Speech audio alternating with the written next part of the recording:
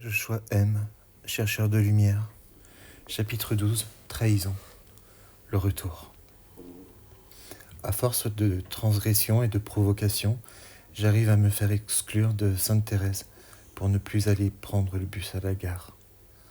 Je passe un sale quart d'heure avec Pierre et maman, mais je m'en fiche.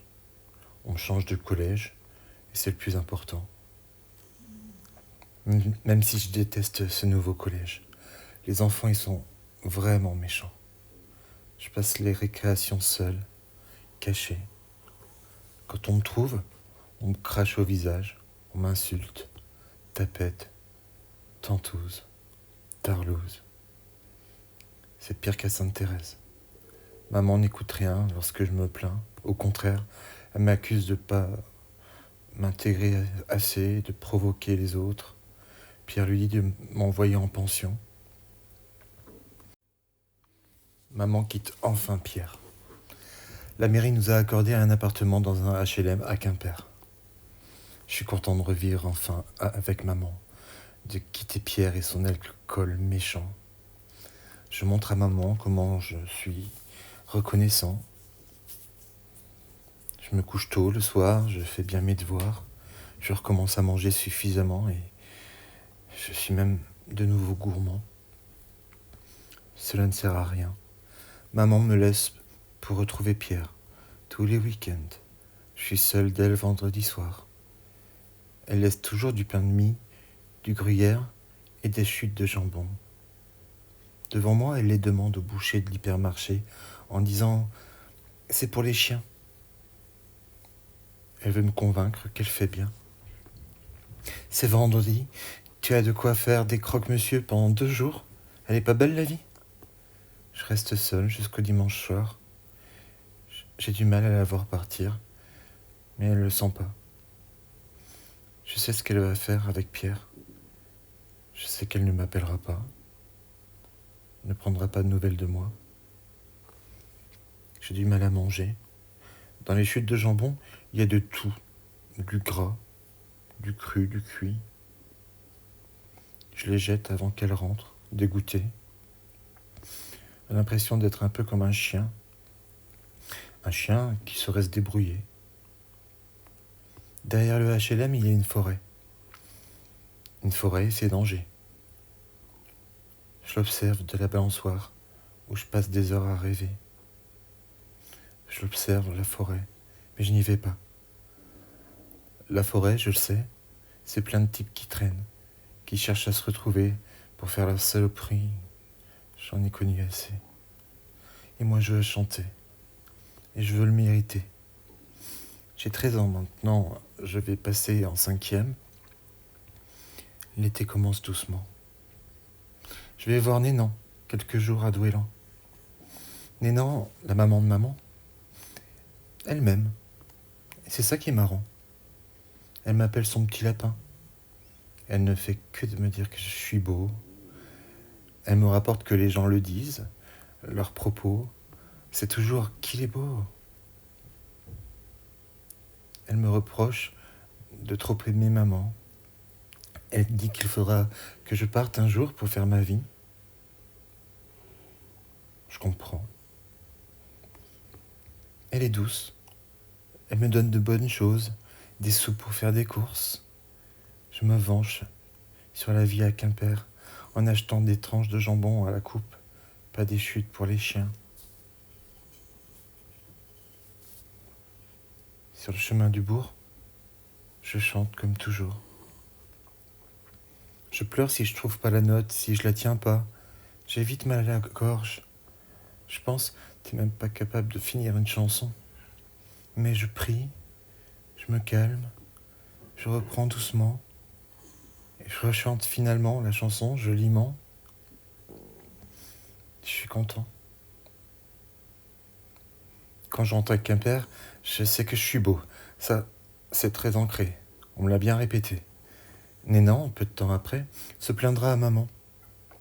Elle lui dit que j'étais mal élevé, que je l'ai pas aidé, que je me suis comporté comme un prince, que je pensais qu'à ma beauté.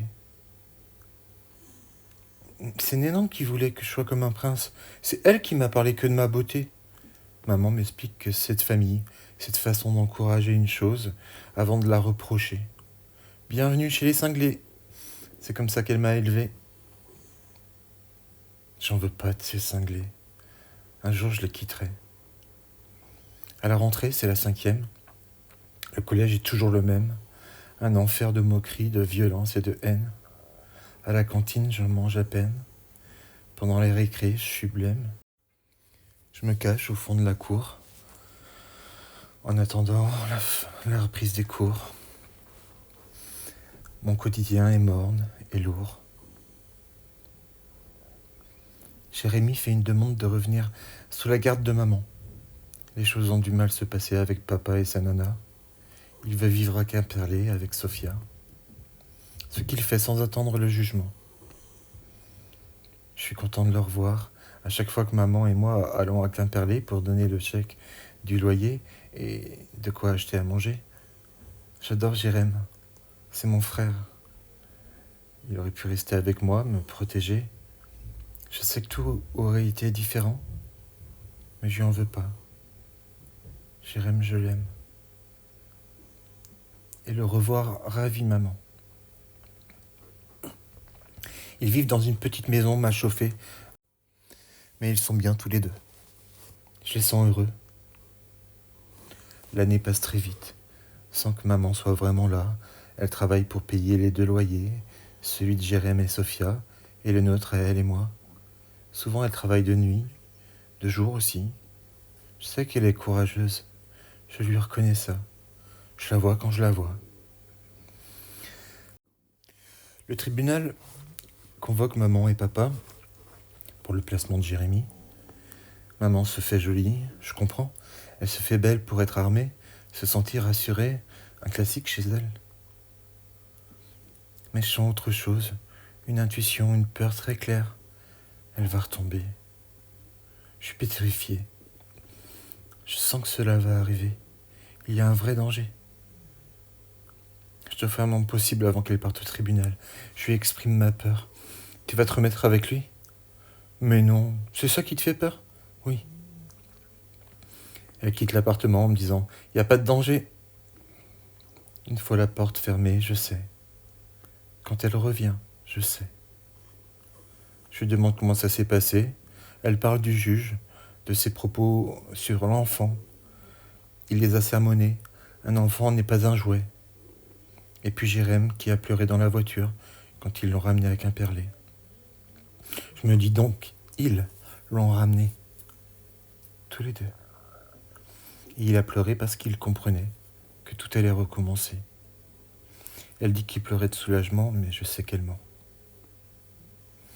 Dès le week-end suivant, elle m'annonce que papa va venir nous voir, comme par hasard, après des années. Je lui demande la vérité, mais elle se tait. Le samedi arrive. Avec un vieil ami à lui, celui qui avait chassé sa nana, il y a longtemps à Douélan. Et Gabrielle, ma plus grande sœur, est là aussi avec son mari et ses enfants. Je fais la tête. J'ignore ce père. Mais je le regarde droit dans les yeux. Il met les pieds sous la table. Il fait comme s'il n'avait jamais frappé chacun d'entre nous avec ses poings fins sous. Mes yeux lui rappellent, dès qu'il ose me regarder, que moi je sais et que je n'ai rien oublié. Je regarde maman droit dans les yeux longtemps. Elle me reproche d'être distant, de lui en vouloir parce qu'elle ment. Elle m'ignore. Elle fait semblant. Elle attend le moment, le bon moment, pour l'embrasser sous mes yeux. Ce qu'elle fait, en guise d'aveu. Pour que je comprenne, sans qu'elle s'explique. Mon cœur se casse. Je dois m'enfuir, ne plus jamais revenir. Personne ne part à ma recherche. J'erre dans la forêt, seul et triste. J'ai peur du pire. Ils sont comme ça, ils oublient. Même Gabriel, pourtant il l'a battu aussi. Et pire que moi, à ce qu'il paraît. Papa et maman l'ont laissé dans un foyer de ses 14 à ses 18 ans, sans une seule visite pendant 4 ans. Comme eux deux, elle doit se dire « il reviendra quand il sera calmé » et tout pourra recommencer, sans voir que je suis en danger, que s'il revient, c'en est fini du moindre espoir de sécurité. Elle me déçoit encore plus que maman, en lui parlant si gentiment, à lui, son ancien beau-père alcoolique et violent. Quand je reviens, ils sont partis, laissant la vaisselle sale. Je fais la vaisselle. Je sais pas pourquoi je la fais. J'ai sans doute abdiqué et je veux faire l'enfant parfait, essayer d'être aimé. Maman est redevenue douce, de me voir résolue à son choix. Elle me caresse les cheveux, me remercie pour la vaisselle et parce que je veux bien l'appeler papa. Et puis peut-être a-t-il changé. Peut-être il va nous protéger, tout rattraper, tout réparer, nous faire oublier le passé. Maman raconte fièrement qu'en sortant du tribunal, Jérém a pleuré de joie de les voir réunis. Je sais que c'est du déni. S'il a pleuré, c'est parce qu'il voyait l'enfer se réinstaller. C'est ce qu'il y a pour nous, l'enfer, derrière ce drôle d'amour. Amour, haine, tour à tour. Pour l'instant, c'est l'amour, jusqu'au jour. Il vient tous les week-ends maintenant, même avec sa fille de 4 ans. Je m'en occupe, en frère, aimant. Ça me fait du bien devant les gens, de faire le grand frère, c'est marrant. Puis nous allons à Lorient, dans son étrange appartement, un endroit glauque qui lui ressemble. Sa nana y vient pour déposer la petite. Avec maman, ils font des soirées ensemble. Ils s'entendent. C'est vraiment déstabilisant. C'est la sorcière de mon enfance, la femme qui a détruit des Douélans. Ce qui semblait être mes parents. C'est elle qui a fait pleurer maman, qui tambourinait à la porte, qui m'a fait cauchemarder à Quimperlé, avec dans ses bras son petit bébé. C'est elle qui a amené l'angoisse au plus haut niveau dans ma vie d'enfant.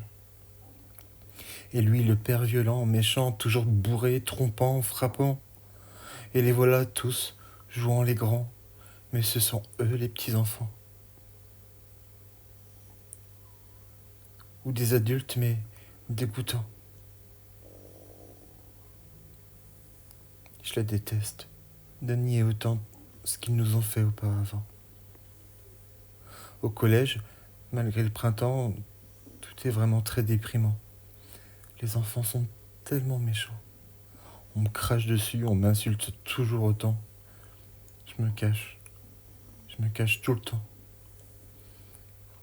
Malheureusement, il faut aller en cours et en me croisant, il est bon ton de m'humilier ouvertement. Ça arrive tout le temps. À la fin du printemps, j'ai un problème. Mes résultats scolaires sont mauvais. Je vais peut-être redoubler. J'arrive pas à me concentrer. Je comprends rien, sauf en français et en anglais. Je sais pas comment je fais. Je prie au lieu de travailler, mais à la fin de l'année, le conseil de classe me laisse passer. Je me sens comme miraculé. Dieu m'a écouté.